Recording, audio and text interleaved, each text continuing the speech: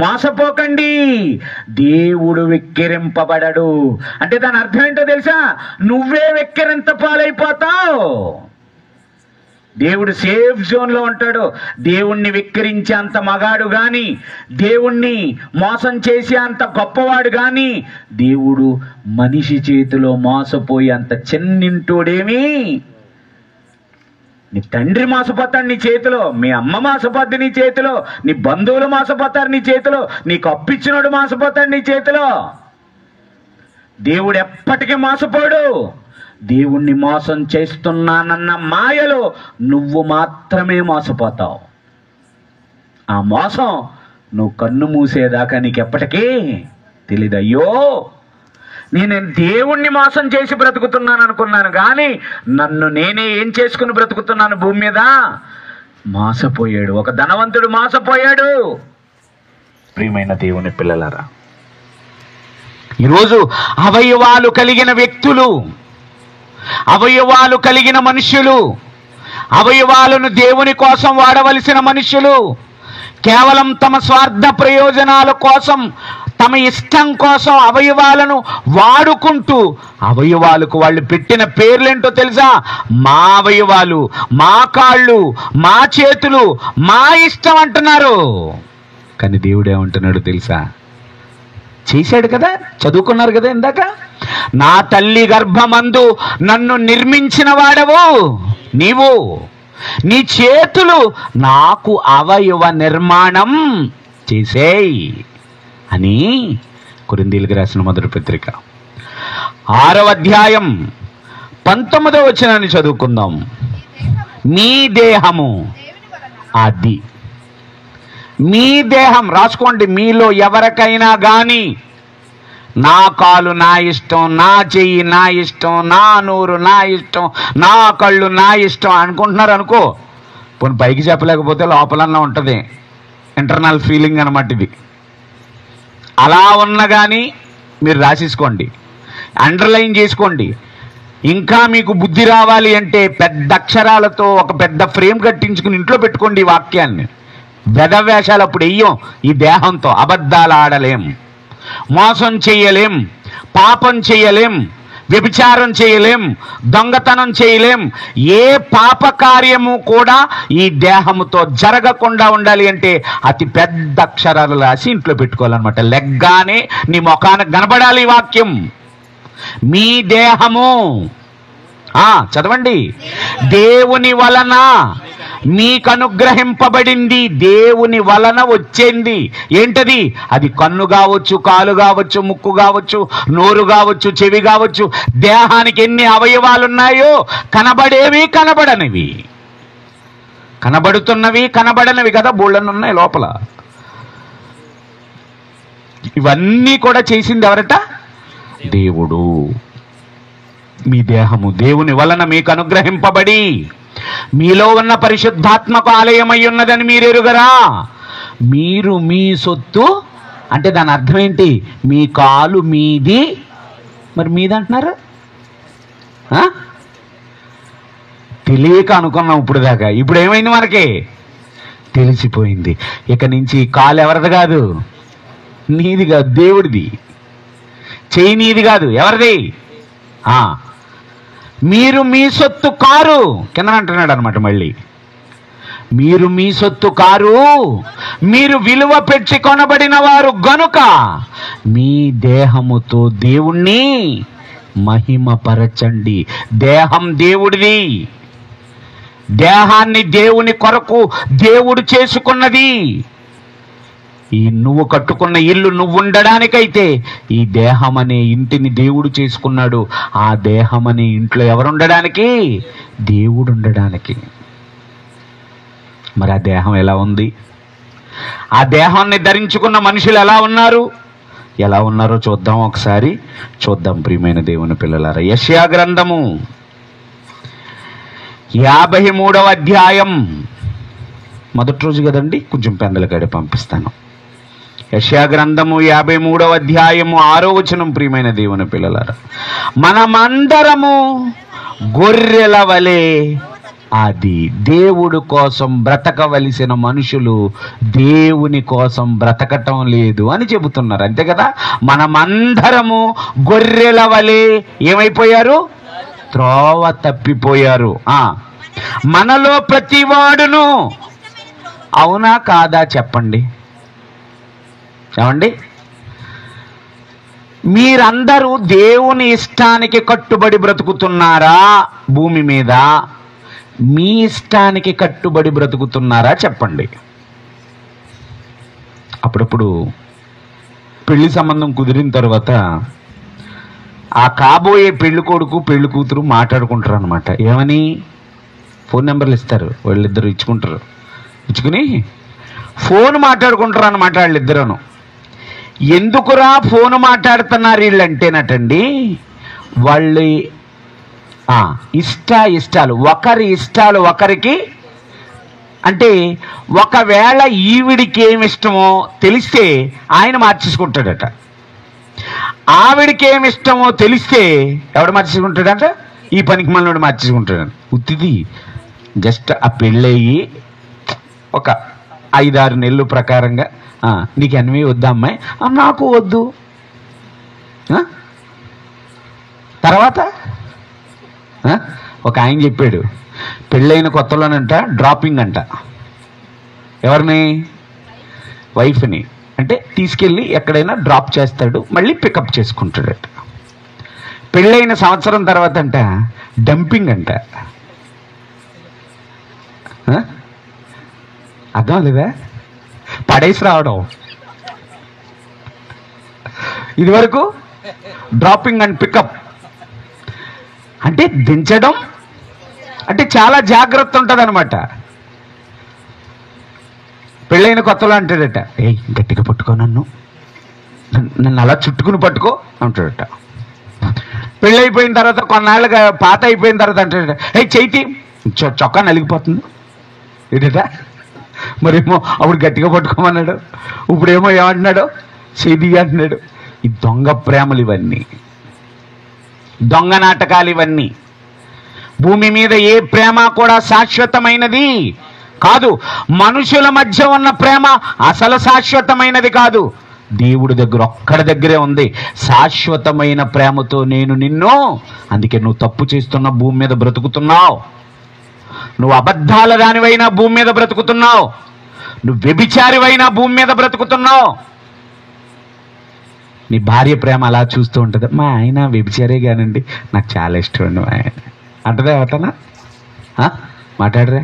దరిద్రుడా, నా ఒక్కదానికే అని తాళిగట్టి ఎంతమందిని మనసులో పెట్టుకున్నా పనికి మాలినాడు అని వద్దు నాకు అసలు. అవునా? ఎవ్వడో ప్రేమించడు మనల్ని, కానీ మన తండ్రి మనం తప్పు చేస్తున్నా ఏం చేస్తున్నాడు? నిజంగానండి ఆయనకి అంత అవునా కదండి?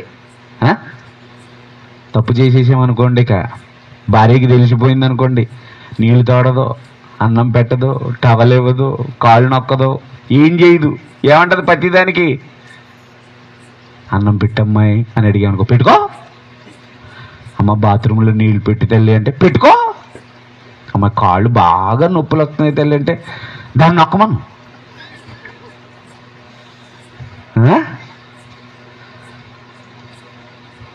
ఆయన లాంటి ప్రేమ మీకు ఎక్కడా? కానీ మీరు నేను చేస్తున్న పొరపాటు ఏంటో తెలుసా? భార్య మోజులో ఉన్నంతసేపు దేవుడి ప్రేమ అర్థం కావడం లేదు, తల్లిదండ్రుల మోజులో ఉన్నంతసేపు దేవుడి ప్రేమ అర్థం కావడం లేదు. ఆ దేవుని ప్రేమను పక్కకు తోసేస్తున్నాం. కానీ ఆయన మాత్రం విననొల్లని ప్రజలు ఎదుట ఆయన దివారాత్రులు ఆయన చిన్నోడు ఉంటాడు. డాడీ రా అనగానే ఆడు వచ్చాడు అనుకోండి, నీకు ఆనందం. రాను అన్నాడు అనుకో, రాపదప్పా అంట. దేవుడు అలా అంటున్నాడా? నువ్వు రావని తెలుసట. అక్కడ పందులు పొట్టు మేసేస్తున్నాడంట, పందులతో పాటు ఈ పనికి మాలినాడు. ఆస్తి అంతా దోబరాగా ఖర్చు పెట్టేసేదంట. అయినా ఎప్పుడు వస్తాడు వీడు? మనసు ఎప్పుడు మారుతుంది? నా వైపు ఎప్పుడు వస్తాడు? అంతే ఆయన వైపు అడుగులు కనపడ్డాయండి. మేడ దిగిపోయి పరిగెత్తుకుని పరిగెత్తుకుని పరిగెత్తుకుని వెళ్ళిపోయి, ఒరే గడ్డం మాసిపోయింది, జుట్టు మాసిపోయింది, వీడు ఉద్యోగం మళ్ళీ ఇదేమన్నా పెద్ద గస్టేడ్ ఆఫీసర్ ఉద్యోగం అనుకుంటారేంటి? పందులు మేపేస్తారంటే పనికి మాలినోడు. పందులు ఏమైనా ఫ్రెష్గా ఉంటాయా? వాటికి కావాల్సిందల్లా బురదే. వీడికి స్నానం లేదు, అసలు తిండే లేదంటే తానం ఎక్కడి నుంచి వచ్చి కంపు కదా. ఒకరోజు స్నానం చేయకుండా ఇలా వాసన చూడు, సంక పైకెత్తి. నీ సంక నువ్వు వాసన చూడడానికే నీకు దరిద్రం, అవునా? అంత కంపిది. మరి ఆడు ఎంత కంపు కొడతా ఉంటాడో. పరిగెత్తుకుని వెళ్ళిపోయి వాడిని కౌగిలించుకుని మెద మీద పడిపోయి ముద్దు పెట్టుకున్నాడంట. ఎవరో అంత ప్రేమ కలిగినోడు మన దగ్గర ఉండగా, అంత ప్రేమ కలిగిన వాడి ప్రేమ మనకుండగా మనం ఎందుకు ఆయన్ని ప్రేమించలేకపోతున్నాం? ఆయన కోసం బ్రతకలేకపోతున్నాం? చెప్పండి. బాధ వచ్చినప్పుడు ఆయన దగ్గరికి వెళ్తున్నాం, వేదన వచ్చినప్పుడు ఆయన దగ్గరికి వెళ్తున్నాం, మన పరిస్థితులు బాగోలేనప్పుడు ఆయన్ని హత్తుకోవాలనుకుంటున్నాం. అసలు నువ్వెప్పుడు ఆయన్ని హత్తుకుని ఉంటే నీ పరిస్థితి ఎంత బాగుంటుంది చెప్పు? ఆయన ఎప్పుడు హత్తుకొని ఆయన కోసం బ్రతికి ఆయన మాట విని ఆయన అడుగు జాడలలో నడిస్తే నీ కుటుంబం ఎంత బాగుంటుంది, నీ జీవితం ఎంత బాగుంటుంది, నీ గ్రామం ఎంత బాగుంటుంది, నీ దేశం ఎంత బాగుంటుంది. ఈరోజు దేశం బాగులేకపోవడానికి కారణం, రాష్ట్రం బాగులేకపోవడానికి కారణం, గ్రామం బాగులేకపోవడానికి కారణం, నీ ఇల్లు బాగులేకపోవడానికి కారణం దేవుడితో మంచి సంబంధం ఈ మానవ సమాజానికి లేదు. దేవుడితో వారికి ఉండవలసిన మంచి సంబంధాన్ని ఈ మానవ సమాజం పోగొట్టుకుంది కనుక అందరూ కూడా తమకిష్టమైన మార్గమును ఏమైపోయారట? తొలగిపోయారు. ఆయనేమో ప్రేమతో చేసుకున్నాడు కదా నిన్ను, నీకు అవయవాలు చేశాడు కదా నీ తల్లి గర్భములో, నీకోసం భూమిని చేశాడు, నీకోసం నింగిని చేశాడు, నీకోసం ఇగో ఈ కనబడుతున్న ఈ పంచభూతాలలో ఉన్న ప్రతి దానిని నీకు ఎవరు చేశారు చెప్పండి? దేవుడు కాదా? ఈరోజు నువ్వు పట్టెడన్నం తినగలుగుతున్నావు అంటే, కంటి నిండా నిద్రపోగలుగుతున్నావు అంటే, ఆరోగ్యంతో ఉండగలుగుతున్నావు అంటే, క్షేమముతో అడుగులు వేయగలుగుతున్నావు అంటే ఆ మహాదేవుని చలవ కాదంటావా? చెప్పు నువ్వు అసలు. మరి ఆయన కోసం ఎందుకు బ్రతకడం లేదు? ఆయన ఇష్టాన్ని ఎందుకు నెరవేర్చడం లేదు? ఆయన ఇష్టాన్ని ప్రక్కన పెట్టి నీ ఇష్టాన్ని నువ్వెందుకు నెరవేర్చుకోవాలి అనుకుంటున్నావు? అలా చేస్తే ఊరుకుంటాడా? మీ పిల్లలు అలా బ్రతికితే మీరు ఊరుకుంటారా? నీ భర్త తన ఇష్ట ప్రకారంగా బ్రతికి మీ ఇష్టాన్ని పట్టించుకోకపోతే ఆయన్ని మీరు ఒప్పుకుంటారా చెప్పండి? మీ ఇష్టాన్ని కాదన్న వాళ్ళెవ్వరిని మీరేం చేయరు, ఒప్పుకోరు. మరి మీరు దేవుడి ఇష్టాన్ని కాదంటే, మీరు దేవుడి ఇష్ట ప్రకారంగా బ్రతకకపోతే, మీకిష్టమైన మార్గాన్ని వెళ్ళిపోతే ఎంత భయంకరమైన మాట రాశాడో తెలుసండి రోమీయులకు రాసిన పత్రిక. చూస్తారా ఒకసారి ప్రియమైన దేవుని పిల్లలారా? కొన్ని నిమిషాలు ముగిస్తాను. రోమీయులకు రాసిన పత్రిక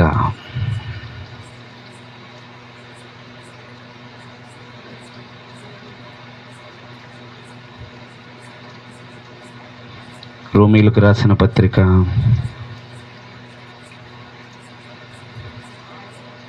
3వ అధ్యాయం 12వ వచనం నుంచి చదువుకుందామండి. రోమీయులకు రాసిన పత్రిక 3వ అధ్యాయము 12వ వచనం. అందరూ త్రోవ తప్పి ఏకముగా పనికి మాలిన వారైరి, మేలు చేయువాడు లేడు, ఒక్కడైనను లేడు. ఏమండి, మేలు చేసేవాడు లేడట, మంచి చేసేవాడు లేడట, దేవుని కొరకు బ్రతికేవాడు లేడట, మేలు చేయువాడు లేడు, ఒక్కడైనను లేడు. వారి గొంతుకు తెరచిన సమాధి, తమ నాలుకతో మోసము చేయుదురు, వారి పెదవుల క్రింద సర్ప విషమున్నది, వారి నోట నిండా శపించుటయు పగయు ఉన్నవి. ఎవరి దగ్గర? మనుషుల దగ్గర. ఇలా పాడైపోయింది. ఇందాక చెప్పారు కదా సహోదరులు మాట్లాడుతూ, దేవుడు ఎలాంటి వాడు? దేవుడు ఏమై ఉన్నాడు? పరిశుద్ధుడు. అందుకే ఆ కోటాను కోట్ల మంది దేవదూతలు కూడా ఏమంటున్నారు? యెహోవా యెహోవా యెహోవా అంటలేదట ఆయన. వాళ్ళు ఏమంటున్నారు? ఆయన క్యారెక్టర్ పరిశుద్ధుడు. నేను పరిశుద్ధుడినై ఉన్న ప్రకారం మీరును సమస్త ప్రవర్తన యందు ఎలా ఉండండి? పరిశుద్ధులుగా ఉండండి. మరి పరిశుద్ధులుగా ఉన్నారా? నిర్దోషులుగా ఉన్నారా? ఏమండి, మీరు ఎలా ఉన్నారో మీ పిల్లలు అలాగే ఉండాలా? మీరు ఎలా మాట్లాడతారో మీ పిల్లలు అలాగే మాట్లాడాలా? మీకు ఎలాంటి గౌరవం ఉందో ఆ గౌరవాన్ని మీ పిల్లలు కూడా తెచ్చుకోవాలా? అవును, శారీరకంగా ఏ తండ్రి అయినా ఏ తల్లి అయినా సొసైటీలో మనకి ఏ విలువ అయితే ఉందో అలాంటి విలువ ఎవరు కూడా కలిగి ఉండాలనుకుంటాం. ఎవడైనా పొరపాటునొచ్చి, ఏమండి మీరు ఇంత సౌమ్యులండి, ఇంత మంచివారండి, ఏ రోజు ఎవరితో ఒక గొడవకెళ్ళడం నేను చూడలేదండి, కానీ మీ కొడుకు ఏంటండి అనగానే నీ తల తీసేసినట్టు అనిపించదా? ఇంటికొచ్చి ఏమంటావు? ఒరే పనికి మాలినోడా, మీ తాతగారు ఎంత మంచివారురా, మీ నాన్నగారు ఎంత మంచివారురా, నువ్వేంట్రా మా కుటుంబంలో ఇలాంటి దరిద్రుడు దాపరించావు, ఎవరో నీ గురించి మంచి మాట్లాడడం లేదురా. బాధపడతావా? మాట్లాడరే? నిద్ర వస్తున్నామా? కొన్ని వందల కిలోమీటర్లు ప్రయాణం చేసి వచ్చానండి మీకోసం వాక్యం చెప్పడానికి. రాత్రి పశ్చిమ గోదావరి జిల్లాలో బహిరంగ సభలో మాట్లాడాను. అర్ధరాత్రి మళ్ళీ ఆ పాలకొల్లు నుంచి తణుకు వరకు వచ్చాను. ఆ తణుకు నుంచి మళ్ళీ విజయవాడ వరకు వచ్చాను. విజయవాడలో ట్రైన్ ఎక్కి మళ్ళీ జనగామ వరకు వచ్చాను. అక్కడి నుంచి మీ దగ్గరికి వచ్చాను. ఇన్ని తిప్పలు పడ్డాను. మీకేమో ఇక్కడ కూర్చుని వాక్యం చెప్తుంటే ఎలా ఉంది? బాబు ముగిచ్చరంటవే ఏటి, రేపు పొద్దున పొలం వెళ్ళాలి, కాలేజీకి వెళ్ళాలి, ఆఫీస్కి వెళ్ళాలి, ఎన్ని వస్తాయో తిప్పలు మీకు. ఎక్కడ? అదే పెళ్ళికి వెళ్ళిన దగ్గర మీ ఆయన ఏమే రేపు పొద్దున వెళ్ళాలి నడవే అంటే ఏమంటావు తెలుసా? మా పిన్ని అప్పుడెప్పుడో కనపడింది, ఇప్పుడే వచ్చిందండి మా పిన్ని. మా పిన్నితో 10 నిమిషాలు ఏం చేయాలి? నీ పిన్ని ఎక్కువ, నీకు ఏ తక్కువ? వద్దండి, అలా ఉండొద్దు. అన్నిటికంటే పెద్ద స్థానం ఎవరికి ఇవ్వాలో తెలుసా? దేవుడికి ఇవ్వాలి. దానివల్ల ఏంటో తెలుసా ప్రయోజనం? నీకు దేవుడు ప్రథమ స్థానాన్ని ఇస్తాడు. అబ్రహాం మొదటి స్థానాన్ని ఇచ్చాడు దేవుడికి. దావీదు మొదటి స్థానం ఇచ్చాడు దేవుడికి. భక్తులైన వాళ్ళందరూ కూడా ఈ మహావేద గ్రంథంలో వాళ్ళ పేర్లు లిఖితించాడు. అంటే దాని అర్థం ఏంటో తెలుసా? నాకు మొదట ప్రయారిటీ ఇచ్చారు వాళ్ళు, కనుక నేను కూడా ఫస్ట్ ప్రయారిటీ ఎవరికి ఇస్తానో తెలుసా? నా పిల్లలకే ఇస్తాను. నువ్వు ఇచ్చి చూడు, నిన్ను కూడా రేంజ్లో నిలబెడతాడు దేవుడు, ఆ స్థాయిలో నిలబెడతాడు దేవుడు. అందరికంటే గొప్పవాడు దేవుడు. నువ్వు ఆ దేవుడు కోసం బ్రతకడానికి భూమి మీదకి వచ్చావు. అందుకే నీకు కాళ్ళు ఇచ్చాడు, అందుకే నీకు చేతులు ఇచ్చాడు, అందుకే నీకు అవయవాలు ఇచ్చాడు. కానీ ఈ అవయవాలన్నిటినీ కూడా మనం ఏం చేస్తున్నామో తెలుసా? దుర్నీతి సాధనములుగా పాపము చేస్తున్నాం. దీంతో బాధపడకుండా ఉంటాడు అతను. చెప్పాను కదా, నీకు సొసైటీలో మంచి పేరుంది, నీ పేరు నీ కూతురు పాడు చేసేస్తుంటే, నీ కుమారుడు పాడు చేసిస్తుంటే వాపోతా ఉంటావు. రే దరిద్రులారా, మా గర్భాన మా ఇంట వంట లేదురా, ఇలాంటివి కదా. ఒక కానిస్టేబుల్ వచ్చి అమ్మా మీ అబ్బాయి ఏడమ్మా అని అడిగితే గుండె ఆగినంత పని అవదో నీకు? కానిస్టేబుల్ రావడం ఏంట్రా మన ఇంటికి? మీ నాన్నగారు ఎలాంటి వారురా, మీ తాతగారు ఎలాంటి వారురా, మన కుటుంబ గౌరవం ఎలాంటిదిరా? దరిద్రుడా, మా ఇంట్లో వండుకో, పెట్టి బేడ చదువుకుని ఎక్కడికి బా. మరి నిన్ను కన్నవాడెవరో? పరిశుద్ధుడు. నిన్ను కన్నవాడెవడు? అతి పరిశుద్ధుడు. సమీపింపరాని తేజస్సులో ఆయన మాత్రమే వసించుచు అమరత్వము గలవాడై, అసలు ఆయన చూడలేరట.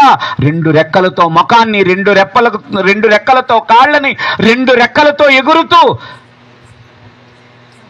24 గంటల స్తుతి ఆరాధన కాదు అది, జీవితకాలపు స్తుతి ఆరాధన. మానక గాన అంటే మానుడు లేదా, పాడుడే. నువ్వు ఎన్ని పాటలు పాడతావు మానకుండా? 2 3 పాడతావు, మహా అయితే ఒక 6 పాడతావు గట్టిగా కొడుతూ. 6 దాటిన తర్వాత కొట్టో అన్నా అనుకో, ఏంటి కొట్టేదని అడుగుతావు. మరి వాళ్ళు ఎగరటం ఆపట్లేదు, పాడటం ఆపట్లేదు. వాళ్ళు ఎగురుతూ పాడుతుంటేనట పరలోక పట్టణానికి వేసిన ఆ గడప కమ్ము పునాదులు ఏమైపోతానట? ఏమన్నా కదులుద్ది ఇక్కడ? కదలకపోగా నీ పాట ఎలా ఉంటుందో తెలుసా? లాలిపాడినట్టు ఉంటుంది. మన భక్తిలా తగలడిందండి. కనుక ప్రియమైన దేవుని పిల్లలారా, మనం దేవుని కోసం బ్రతకాలి. పాడైపోయిన మన మార్గాన్ని చక్కబరుచుకోవాలి. చెడిపోయిన మన మార్గాన్ని మళ్ళీ పవిత్రుడైన దేవుడు ఎలా కోరుకుంటున్నాడో అలాగ మనం మన మార్గాలన్నిటినీ కూడా తిన్నని మార్గముగా చేసుకోవాలి అని కోరుకుంటున్నాడండి. చూస్తారా? ఒక మంచి మాట చదువుకుని మనం ముగించుకుందాం ప్రియమైన దేవుని పిల్లలారా. ఒక 2 మాటలు చదివి మిమ్మల్ని విడిచిపెట్టే ప్రయత్నం చేస్తాను. ఏమని చెబుతున్నారు ఇక్కడ? యెషయా గ్రంథం 55వ అధ్యాయం 7వ వచనాన్ని చదువుకుందామండి. యెషయా గ్రంథము 55వ అధ్యాయము 7వ వచనం. భక్తిహీనులు తమ మార్గమును విడువవలెను. ఏ మార్గం అది? ఏ మార్గం? చెడు మార్గం. నువ్వు చెరిపేసుకున్నావే, వంకరగా చేసుకున్నావే, తిన్నని మార్గాన్ని వంకరగా చేసుకున్నావే.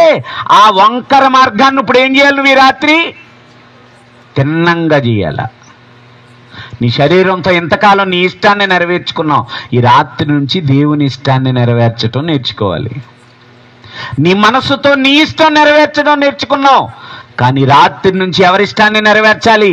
నీ దేవుని ఇష్టాన్ని నెరవేర్చాలి. గొప్ప ఆశీర్వాదం, గొప్ప ఆనందం. ఆయనతో నువ్వు కొనసాగితే అది గొప్ప విలువలతో కూడిన జీవితం. అది ఆశ్చర్యపోతారు. అవునా? ఆశ్చర్యపోతారు జనాలు. ఆశ్చర్యపోయే జీవితం నీకు కావాలి అంటే దేవుడు చెబుతున్నాడు ఏమని? భక్తిహీనులు తమ మార్గమును విడువవలెను, దుష్టులు తమ తలంపులను మానవలెను. వారు యెహోవా వైపుకు తిరిగిన ఎడల ఆయన వారి యందు జాలిపడును. వారు మన ప్రభువైన యెహోవా వైపుకు తిరిగిన ఎడల ఆయన బహుగా క్షమించును.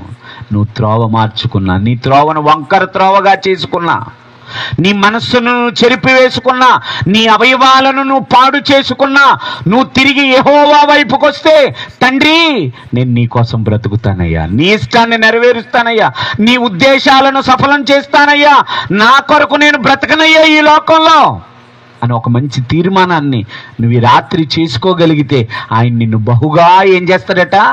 ప్రపంచంలో నిన్నెవ్వడు క్షమించకపోయినా, మర్చిపోకూడదు మీరు. కొన్ని సందర్భాల్లో భార్యలు క్షమించరు. ఎవరిని? భర్తల్ని. ఓ తాగుతా ఉంటాడు కదా, ఏమేం మానేస్తానే అంటాడు. ఏడి చచ్చావులే, పెళ్ళైనప్పటి నుంచి చెప్తున్నా ఈ మాట, నువ్వు మానవు, నేను నమ్మను అంటది. ఓ దొంగోడు ఉన్నాడు అనుకో, అయ్యా అమ్మా ఇంకెప్పుడు దొంగతనం చేయనమ్మా, మారిపోయినమ్మా అంటే నమ్ముతారా? నమ్మరు. ఎవరో క్షమించరు. దొంగోడిని దొంగోడిగానే చూస్తారు, హంతకుడిని హంతకుడిగానే చూస్తారు, వ్యభిచారిని వ్యభిచారిగానే చూస్తారు, మోసగాడిని మోసగాడిగానే చూస్తారు. అది మనుషుల తత్వం. ప్రపంచంలో నిన్నెవ్వడు మంచిగా చూడకపోయినా నువ్వు గనక మోకరించి ఆయన సన్నిధిలో ప్రార్థన చేసి నీ పాపపు జీవితాన్నంతటిని ఆయన దగ్గర కుమ్మరించి, నేను పాపిని, నేను పాపం చేశాను, నా పాపాలన్నిటినీ ఈ రాత్రి నేను ఒప్పుకుంటున్నాను, మరలా పాపం జోలికి నేను వెళ్ళను అని నువ్వు ఆయనతో చెబితే, నీ భార్యతో చెబితే నమ్మదావిడ, నీ భర్తతో చెప్తే నమ్మదాయన, నీ తల్లితో చెప్తే నమ్మరాళ్ళు, నీ బంధువులతో చెప్తే నమ్మరాళ్ళు, దేవుడితో చెప్పుకో. అందుకే పాపములను క్షమించే అధికారం ప్రపంచంలో ఏ మనిషికి ఇవ్వలేదు దేవుడు. దేవుడి దగ్గరే పెట్టుకున్నాడు ఆ అధికారాన్ని. ఎందుకో తెలుసా? ఎవడిని ఏం చేయడు? క్షమించడు. కానీ ఎవడు క్షమించకపోయినా ఆయన క్షమించుటకు సిద్ధమైన మనస్సు కలిగిన వాడు. ఆయన దగ్గరకు వస్తారా మీరు ఈ రాత్రి? ఆయన దగ్గర మీ ప్రతి పాపాన్ని ఒప్పుకుంటారా ఈ రాత్రి? వంకరగా మారిపోయిన మీ త్రోవలన్నిటినీ సరళము చేసుకుంటారా ఈ రాత్రి? గొప్ప ఆశీర్వాదాన్ని నువ్వు చూస్తావు. ఈ లోకంలో ఉండగా నీ బ్రతుకు బాగుంటుంది. ఈ లోకాన్ని విడిచిపెట్టిన తరువాత కూడా పరలోకంలో అబ్రహాము రొమ్మున ఆనుకునే గొప్ప స్థితి నీకు వద్దు. ఇన్ని మంచి మాటలు దేవుడి రాత్రి నీకు చెప్పించినా నీ మొండి స్వభావంతో, మనసు మార్చుకోని స్వభావంతో, దేవుని మాటలకు చెవినివ్వని తత్వముతో ఒకవేళ నువ్వు ఈ రాత్రి ఈ గడప దాటి వెళ్ళిపోతే, ఈ స్థలము దాటి వెళ్ళిపోతే, దేవుని వాక్యాన్ని దాటి వెళ్ళిపోతే, నువ్వు క్షమించు అన్నప్పుడు ఎన్ని అడుగులు దిగి నీ దగ్గరకు వస్తాడో నువ్వు మారకపోతే గనక అన్ని అడుగులు వెనక్కి ఏమైపోతాడు ఆయన?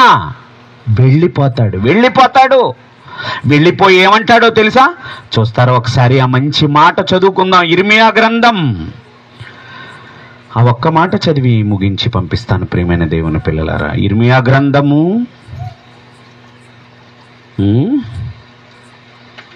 5వ అధ్యాయం 28వ వచనం నుంచి చదువుకుందాం. ఇర్మియా గ్రంథం 5వ అధ్యాయం 28వ వచనం నుంచి ప్రియమైన దేవుని పిల్లలారా, వారు క్రొవ్వు బలిసి ఉన్నారు. అంటే ఈ పదం ఎప్పుడు ఉపయోగిస్తాం మనం? చెప్పినా వినని వాడికి కదండి. ఇప్పుడు దేవుడు అన్నీ చెప్పాడా మీకు? ఇంచుమించి గంట వ్యవధిలో మీ పుట్టుకు దగ్గర నుంచి మీ మరణం దాకా అన్ని విషయాలు చెప్పాడు మీకు. మిమ్మల్ని ఎందుకు కన్నాడో, మీ మీద ఆయనకి ప్రణాళికలేంటో, మీరు ఎవరి కోసం బ్రతకాలో, మీకు అవయవాలు ఎందుకు ఇచ్చాడో టోటల్గా మీ బయోడేటా అంతా మీకు వచ్చేసింది అంతే. ఈ పదం ఎప్పుడు వాడతాం? చెప్తాం. చెప్పిన తర్వాత విననోడిని అంటారనమాట. ఏమని? రే నీకు ఈ మధ్య బాగా నువ్వే కాదు ఆయన అంటున్నాడు నిన్ను. ఏమని?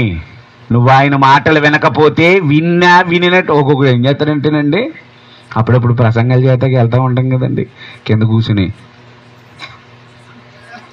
అంటాడండి. అంటే దాని అర్థం ఏంటో తెలుసా? అయ్యో బాబోయ్ మన మాటలో ఇంతకీ ఆడో పక్కన కునుకులాగేస్తాడట. అంటే మనల్ని ఇంప్రెస్ చేయడానికి ఆ నిద్రపోతున్న తత్వాన్ని పక్కన పెట్టి నాటకాలండి. ఎవరి దగ్గర? ఏమండి దేవుడి దగ్గర నాటకాలు ఆడొచ్చండి? ఏమండి దేవుడి దగ్గర నాటకాలు ఆడితే మన బతుకెక్కడండి? అసలు భయం లేదండి. క్రైస్తవ్యానికి భయపడతలేదండి ఎవడో. ఎందుకు భయపడతారు? ఇంకా కొవ్వట్టేసిన వాడికి భయం ఉంటుందండి. బండదేరిపోయినోడికి భయమే ఉంటుందండి. బండదేరినోడు అయితే మాస్టర్ వచ్చేదాడు కొట్టేస్తాడని ఆడు కొడుతుంటే ఇలా చేయి పక్కకి తెస్తాడు, భయస్తుడాడు. ఒక్కొక్కడు ఉంటాడు మొండోడు, కొవ్వు బలిసినోడు. మాస్టర్ భయపడాలి కానీ మీరు కూడా అలాంటి వాళ్ళే. మీకు పాస్టర్లు భయపడాలి కానీ నేను అలాంటి వాడిని కాదు. నేను నా సంఘానికే భయపడి. నేను మీకెందుకు భయపడతాను అసలు? ఆయన ఏం చెప్పమన్నాడో చెప్పమన్నది చెప్పే నేనేం చేస్తాను? తీరుతానంతే. నాకేం భయం లేదు. నాకు జీతం ఒక ఆయన ఇస్తాడు. ఎవరో? మీరు జీతానికి ఎట్టుకుంటే డబ్బులు ఎవరేమని నాకు భయం ఉంటుంది. నన్ను జీతం ఎట్టుకున్నవాడు నాకు ఇస్తాడు. ఆయన దగ్గర జీతాన్ని ఆశిస్తున్నాను నేను. ఈ మానవ వ్యవస్థ దగ్గర జీతానికి ఆశించడం లేదు. వాళ్ళు ఇచ్చినా సంతోషమే, వాళ్ళు ఇవ్వకపోయినా సంతోషమే. వాళ్ళని సంతోష పెట్టడానికి మాయ మాటలు చెబితే ఆడు పోతాడు, నేను పోతాను. ఒకడు పాతాళానికి పోయాడంట, కాలిపోతున్నాడంట. అక్కడ కాలిపోతుంటే పాస్టర్ గారు వెళ్ళారంట. ఎక్కడికి? పాస్టర్ గారు కూడా పాతాళానికి పోయాడంట. పాస్టర్ గారు పాతాళంలో ఉన్నాడు కానీ వీళ్ళు కళ్ళు పెద్ద చేసుకుని పాస్టర్ గారేనా మా సంఘ కాపురేనా అని బాగా పెద్ద చేసుకుని చూడు ఆయనే. పాస్టర్ గారు మీరు ఇక్కడ ఉన్నారేంటండి అన్నాడట. ఒరే గట్టిగా అరవగా బాబు, వెనకాల బిషప్ గారు వచ్చేస్తున్నాడు. గుడ్డివాడికి త్రావ చూపితే ఇద్దరు కలిసి ఎక్కడ పడతాడు? అలా వద్దు. నేను వెళ్ళకూడదు పాతాళం, మీరు అసలు వెళ్ళకూడదు. లోకం వద్దనుకుని, లోకంలో ఆనందం వద్దనుకుని, లోకంలో ఉన్న సంతోషం వద్దనుకుని, లోకంలో ఉన్న భోగ భాగ్యాలు వద్దుకుని, లోకం వేరు నేను వేరు అనుకుని జీవిస్తున్న ఈ జీవితం పాతాళానికి జారిపోవడానికి చిచ్చి అది ఎప్పటికే జరగకూడదు. అసలు ఇన్ని వదులుకున్నందుకు ఎన్ని అందాలు ఉన్నాయండి లోకంలో కదా. గల్ఫ్ వెళ్ళండి బోల్డ్ అందాలు, బ్యాంకాక్ వెళ్ళండి బోల్డ్ అందాలు కదా, గోవా వెళ్ళండి బోల్డ్ సిన్నులు. మరి ఇవన్నీ వద్దనుకునే కదా ఇక్కడ కూర్చున్నావు. ఇక్కడికి వచ్చాక కూడా నువ్వు పాతాళం వైపు వెళ్తున్నావు అంటే ఇంక నీ భక్తి ఎందుకు? దరిద్రానికి. ఎలిమెంటరీ స్కూల్లో పాస్ అవ్వలేదంటే ఒక అందం, భాష్యం స్కూల్లో వేసిన తర్వాత పాస్ అవ్వలేదంటే ఇది ఎంత దరిద్రుడై ఉంటాడు చెప్పండి. అండ్ మామూలుగా కొట్టకూడదు, తెగిన కత్తించుకుని వేసేయాలండి. అక్కడ చదవతలేదనే కదా ఎక్కడ వేసాం? భాష్యంలో వేసాం, బోల్డ్ డబ్బులు తగలెట్టి అక్కడ కూడా ఏం వస్తలేదు పనికిమాలోడికి. లోకంలో ఉంటే బాగుంటలేదనే కదా ఇక్కడికి వచ్చాం. ఇక్కడికి వచ్చిన తర్వాత కూడా బాగుపట్టలేదంటే ఏం చేయాలి మరి? అక్కడంటే భయపెట్టేవాళ్ళు లేడు, అక్కడ అదిరించేవాళ్ళు లేడు, అక్కడ బెదిరించేవాళ్ళు లేడు, అక్కడ భయభక్తులు నేర్పేవాడు లేడు. లోకంలో చెడిపోయామంటే ఒక అర్థం ఉంది. భయపెట్టే వాక్యం ఉంది కదా, భయపెట్టే దేవుడు ఉన్నాడు కదా, భయపెట్టే సంఘ కాపరి ఉన్నాడు కదా, భయపెట్టడానికి అన్ని విధాలుగా ప్రొటెక్షన్ ఉంది కదా, ఎక్కడ కూడా తప్పు చేస్తున్నావంటే మనం ఎంత దౌర్భాగ్యమో ఒక్కసారి మీరే ఆలోచించుకోండి. నేను చెప్పకూడదు అవన్నీ, ఇక్కడికి చాలా ఎక్కువ చెప్పాను. ఫైనల్గా దేవుడు చెప్తున్న మాట, వారు క్రొవ్వు బలిసి ఉన్నారు, అంతేకాదు అత్యధికమైన దుష్కార్యములు. అయ్యి బాబు, ఒక చెడా రెండు చెడులా చెప్పండి. లోకంలో మనుషులు చేస్తున్న చెడు కార్యక్రమాలు వేళ్ల మీద లెక్కబట్టాయా? ఏటీఎంకి వెళ్ళి డబ్బులు తీసుకుని కారులో కూర్చున్నానండి. అప్పుడే ఏం చేశానంటే, డబ్బులు పడ్డాయి, నాకు కావలసిన డబ్బులు నేను తీసుకున్నాను, వేరే ఆయనకి ఒక 20,000 ట్రాన్స్ఫర్ చేసేసానండి. ఇంకా ఒక 15,000 ఎంతో ఉన్నాయండి దాంట్లో. జస్ట్ నా అవసరతనకి తీసుకుని వచ్చి కారులో కూర్చున్నాను. ఒక 5 కిలోమీటర్లు వెళ్ళాడంతే డ్రైవరు, మెసేజ్ వచ్చింది 6,000 అయిపోయినాయి దాంట్లో అని. ఊరి నేను 6,000 ఎప్పుడు తీశాను? ఇందాక ఎప్పుడో కదా తీశాను. ఏంటి కథ అంటే, ఏం జరిగిందో తెలీదు, డబ్బులు ఏమైపోయినాయి, కొట్టేశాడు. ఎంత సునాయాసంగా, నా ప్రమేయం లేకుండా, నా ఓటీపీ ప్రమేయం లేకుండా కొట్టేస్తారా డబ్బులు? నాది అంత 6,000 కొట్టేశాడు.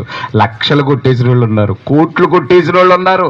అన్యాయం, అత్యధికమైన ఏం కార్యాలట? దుష్కార్యాలు. కింద 29వ వచనం దగ్గరికి వెళ్ళిపోదామండి. అట్టి వారిని చూసి, అత్యధికమైన దుష్కార్యములు చేసిన వారిని చూసి, నువ్వు దుష్కార్యం చేసినా పర్వాలేదు, నీ వంకర మార్గాన్ని దేవుడి దగ్గరకు వచ్చి మోకాళ్ళు వేసుకుని క్షమించు అని అడగాలి. నువ్వు అడగలేదనుకో, క్షమించు అని అడగలేదనుకో, క్షమాపణ వేడుకోలేదనుకో, నీ మార్గాన్ని నువ్వు మార్చుకోలేదనుకో, అట్టి వారిని చూచి నేను శిక్షింపక ఇందునా, అట్టి జనులకు నేను ప్రతి దండన, నువ్వు మారకపోతే, నువ్వు దుష్క్రియల వల్ల, నీ వంకర మార్గము వల్ల నీకేమొస్తుంది? శిక్ష. దేవుడి చేతిలో శిక్షించబడడం అంటే అది మామూలు విషయం మాత్రం కాదు. 3rd డిగ్రీ అంటారు కదా, అది కూడా చాలా ఈజీ నాకు తెలిసి. దేంతో పోల్చుకుంటే, దేవుడు పెట్టే శిక్షలతో పోల్చుకుంటే. ఆ ధనవంతుడు కేకలు వేసి చెబుతున్నాడంట, ధనవంతుడు కేకలు వేసి చెబుతున్నాడంట, తండ్రివైన అబ్రహామా, నా యందు కనికరపడి తన వేలి కొనను నీళ్లలో ముంచి నా నాలుకను చల్లార్చుటకి ఎవరిని పంపించండి? లాజరు గారిని పంపించండి. ఎందుకంటే ఈ అగ్ని జ్వాలలలో నేను యాతన. 3rd డిగ్రీ ఎంతసేపు ఇస్తారు? 1 గంట ఇస్తారు, 2 గంటలు ఇస్తారు, 3 రోజులు ఇస్తారు, వారం రోజులు ఇస్తారు, లేకపోతే చచ్చేదాకా ఇస్తారు. ఇక్కడున్న దరిద్రం ఏంటో తెలుసా? దేవుడు పెట్టే శిక్షలో ఉన్న పెద్ద కఠినత్వం ఏంటో తెలుసా? చావు లేదు, శిక్షకి విముక్తి లేదు. ఇది ఎక్కడ గొడవ? అది చచ్చిపోతే 3rd డిగ్రీ అక్కడతోటి అయిపోయింది. యావజ్జీవ కారాగార శిక్ష ఒక 16 ఏళ్ల తర్వాత ఎత్తేశారు. కానీ ఇది, ఈ పురుగు సావదట, అగ్ని. ఎందుకు అంత బాధలోకి నీ ఆత్మను నెట్టాలి?